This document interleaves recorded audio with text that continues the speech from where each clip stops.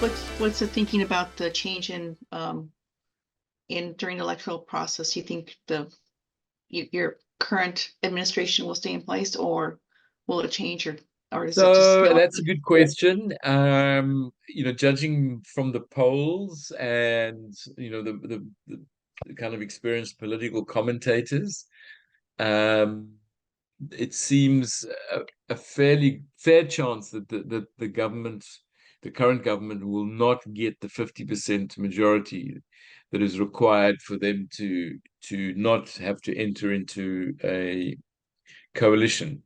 If the vote falls below 50%, so 49.9, then they don't have an outright majority, which means they have to into a coalition to get over the 50% mark, because our constitution says you have to be 50 plus one to rule, to hold government. And so the chances are fairly, I mean, 50, I guess it's 50-50 that they won't get the majority. If they do get a majority, so let's say they get 51%, then there's a very good chance that the minister will stay in her position and we carry on with the work.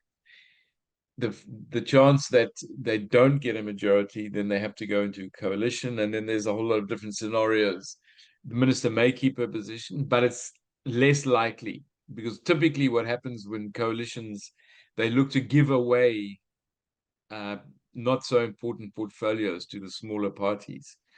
So it's an enticement. You get, okay, you want to join our coalition, we'll give you one or two parliamentary portfolios to look after, but they're not going to give them defense and spending and all the rest of it, finance. They'll give them, an environment is regarded, like it is right around the world, as a minor portfolio.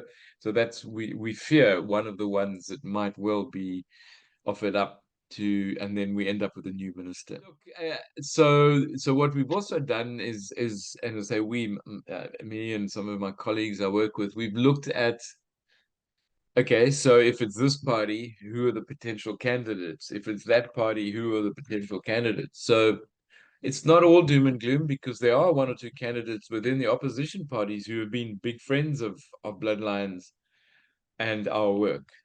So it could be just as good, and in one instance it might even be a little bit better. So, but there's one other coalition partner, potential coalition partner for the government, who we wouldn't like to have, because Yeah, it will probably set us back. So anyway, hopefully the minister will be able to put in place as much as she can while she's still in this position. So we now, what, end of Feb, so we've got March, April, May, got 2.5, let's say 2.5 months to go still.